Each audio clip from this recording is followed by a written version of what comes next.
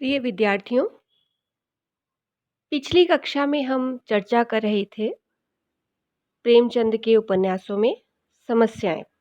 इस विषय पर हमारी बात हो रही थी और उसमें हमने चर्चा की थी प्रेमचंद के उपन्यासों में देशी नरेशों और रियासतों की समस्याएं, विधवाओं की समस्याएं और वेश्याओं की समस्याएं। इन सभी समस्याओं में हमारा केंद्र प्रेमचंद के दो उपन्यास रहे थे, रंगभूमि और गबन। इसी क्रम में हम आज की कक्षा में भी प्रेमचंद के इन्हीं दो उपन्यासों के संदर्भ में बात करेंगे और आज इसमें हम पारिवारिक जीवन की समस्या पर चर्चा करेंगे। विद्यार्थियों, प्रेमचंद के उपन्यासों की सबसे बड़ी विशेषता उनमें पाए जाने वाले ऐसे विचार हैं जो विभिन्न समस्याओं की ओर सहज में ही, बहुत आसानी से ही पाठक का ध्यान आकर्षित कर लेते हैं। तो इस तरह उनके एक उपन्यास में यदि एक या दो समस्याएं प्रमुख होती हैं, तो दूसरी ओर अन्य समस्याओं का भी थोड़ा सा स्पर्श होता तो जरूर है। मतलब उनके समस्या उपन्यास में अगर एक समस्या या दो समस्याएं प्रमुख रूप से एक उपन्यास में है, तो इसका अर्थ यह नहीं है कि इसके अलावा और किसी समस्या की ओर उनका संकेत गया नहीं है, बल्कि अन्य समस्याओं की ओर भी उनका संकेत होता है। तो यही महत्वपूर्ण बात है। अब हम बात करते हैं कि प्रेमचंद के उपन्यासों में किस तरह से पारिवारिक समस्याओं का भी उद्घाटन हुआ है।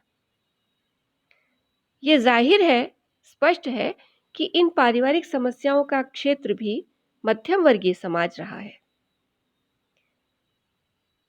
आज संयुक्त पारिवारिक जीवन का विघटन हो चुका है हमारे समय में, और प्रेमचंद का जो समय था उस समय विघटन होना प्रारंभ हो गया था।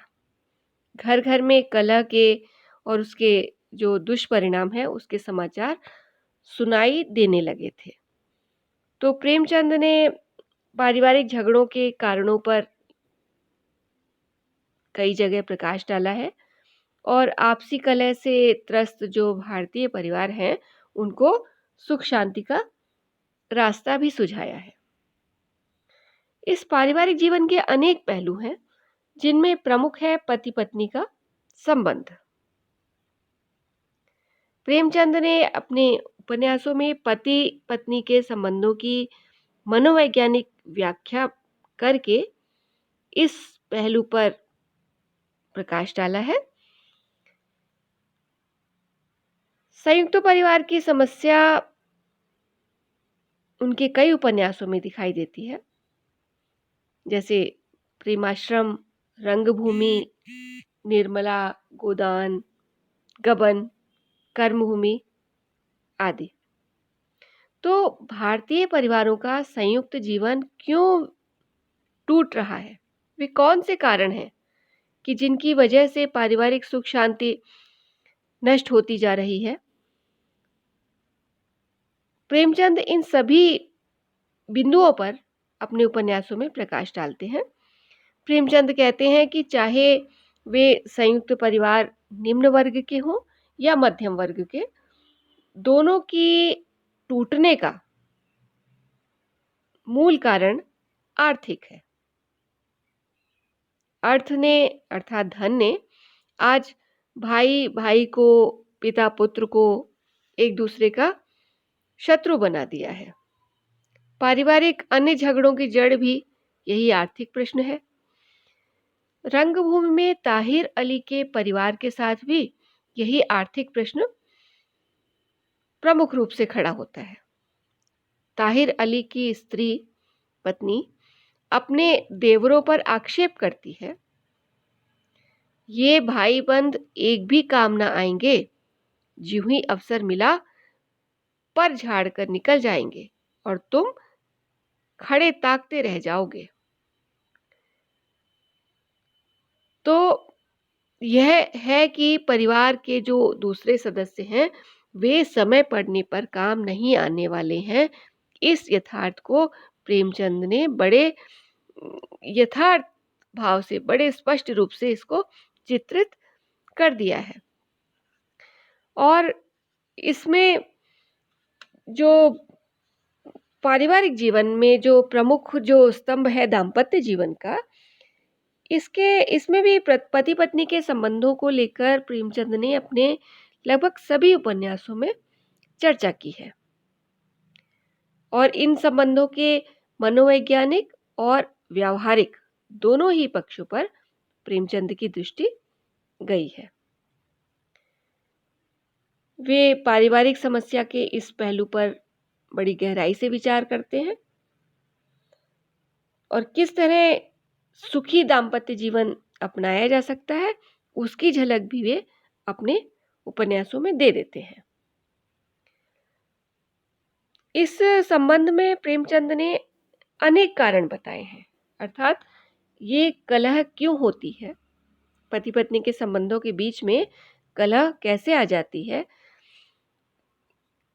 ये इस बारे में उनके विचार हैं कि इसके बहुत से कारण हो सकते हैं, जैसे पति की उपेक्षा, अधिकार भावना, अविश्वास, नए पुराने विचारों का संघर्ष, स्त्री को समझने की कमी, पातिव्रत का एकांगी आदर्श। तो ये बहुत से कारण हो सकते हैं जिनके कारण विवाद खड़े होते हैं, दोनों के बीच में संघर्ष उत्पन्न होता है, झगड़ा होता है। ये बहुत से कारण हो सकते हैं। रंगभूमि का उदाहरण देखिए कि जहां पर इंदु और महेंद्र, इनके दाम्पत्य जीवन में भी एक ग्रंथि है, एक गांठ है। इंदु सोफिया से कहती है, किसी देश सेवक से विवाह न करना, नहीं तो पछताओगी।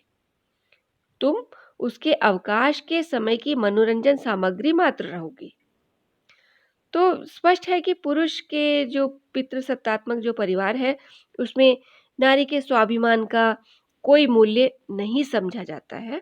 तो नारी का जीवन बड़ा दयनीय हो जाता है और उसके सुखी दाम्पत्य जीवन की कल्पना चूर चूर हो जाती है।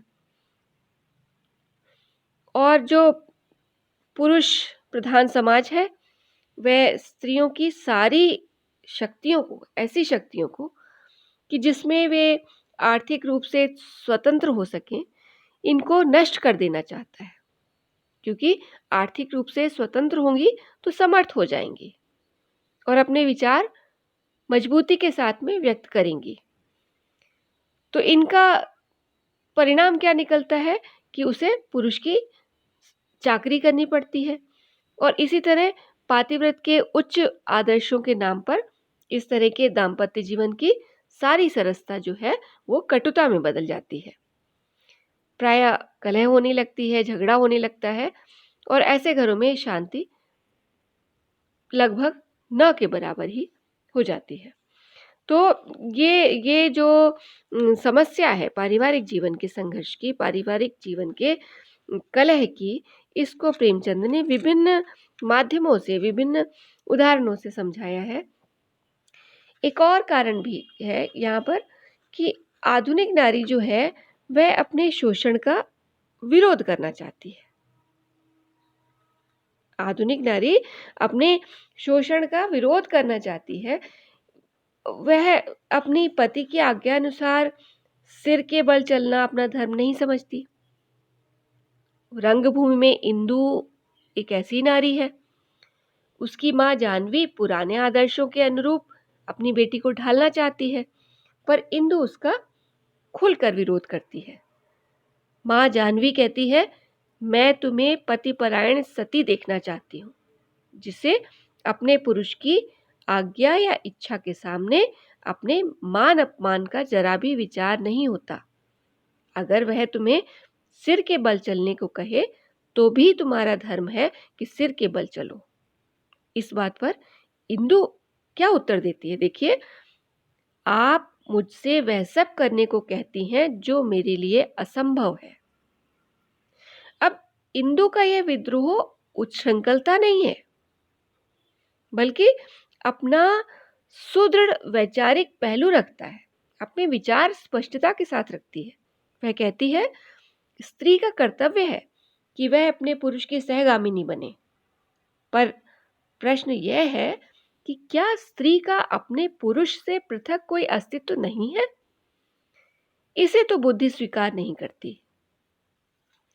तो ये सब कारण है कि प्रेमचंद ने यहाँ पर दाम्पत्य जीवन में संघर्ष नहीं होना चाहिए और पुरुष को भी स्त्री को समझना चाहिए, उसके विचारों को समझना चाहिए, उसके मान अपमान पर ध्यान देना चाहिए। तो इस दृष्टिकोण से जो है पारिवारिक जीवन की समस्याएं कम हो सकती हैं, ये प्रेमचंद ने अपने उपन्यासों में बताया है, जैसा कि हमने अभी रंगभूमि के उदाहरण से देखा है। तो विद्यार्थियों, अपनी इन सारी कक्षाओं में जिनमें कि प्रेमचंद के समस्या मूलक उपन्यासकार के रूप का वर्णन हुआ है, उस पर हमने बात की है कि प्रेमचंद के उपन्यासों में किस तरह से समस्याओं का चित्रण हुआ है और उनका समाधान भी सहजता से दे दिया गया है। उनका क्या हल हो सकता है, उनको हम कैसे दूर कर सकते हैं, इसका हल भी प्रेमचंद ने उन्हीं उपन्यासों में दे दिया है। तो इस प्रकार से आपने देखा कि आपके जो पाठ्यक्रम में दोनों उपन्यास सम्मिलित हैं, रंगभूमि और गबन, इन दोनों में विभिन्न समस्याएं हैं। जैसे कि रंगभूमि में आपने देखा कि उसमें आर्थिक, राजनीतिक, सामाजिक सभी प्रकार की समस्याएं मिलती हैं। उसका कैनवस बहुत ही विशाल है, लेकिन उसमें इन सारी समस्याओं का समावेश है और कहीं-कहीं इसमें अतिरंजना भी आ गई है। मुख्य रूप से रंगभूमि में दो प्रकार की समस्याएं हैं, एक तो औद्योगिकरण की समस्या है, दूसरी भारतीय रियासतों की समस्या है। तो उसका पूरा कथानक जो है रंगभूमि का, वह इन्हीं दो समस्याओं को प्रमुखता से आधार बनाता है। इसके बाद गबन उपन्यास में प्रेमचंद ने सामाजिक और मनोवैज्ञानिक समस्याओं को मुख्य रूप से उठाया है। ये गबन प्रेमचंद का अंतिम सामाजिक उपन्यास माना जाता है और इसमें मनोवैज्ञानिकता, इस पर प्रेमचंद का ध्यान गया है और इसी मनोवैज्ञानिकता के चित्रण के साथ साथ सामाजिक समस्या को भी प्रेमचंद दिखाते हैं। तो मध्यम वर्गीय परिवारों में जो दिखावा, जो ढकोसले, आडंबर पाए जाते हैं, उन सब को इस उपन्यास में, गबन में बड़े सुंदर तरीके से चित्रित किया गया है। उपन्यास के प्रारंभ में ही गहने की समस्या को केंद्र बनाकर मध्यम वर्गीय भारतीय नारी के मन की समस्या, मनोवैज्ञानिक समस्या का उद्घाटन किया है और अंत में कलकत्ते के वर्णन के प्रसंग में भारतीय स्वाधीनता की समस्या को भी दिखाया गया है। अंग्रेजी शासन में पुलिस के हथकंडे और न्याय की विडंबनाएं, इन सब का भी चित्रण इस उपन्यास में किया गया है। तो इस प्रकार से हम कह सकते हैं कि प्रेमचंद ने अपने उपन्यासों में समस्याओं को उठाने के साथ साथ उनके समाधान भी पाठक के सम्मुख प्रस्तुत कर दिए हैं।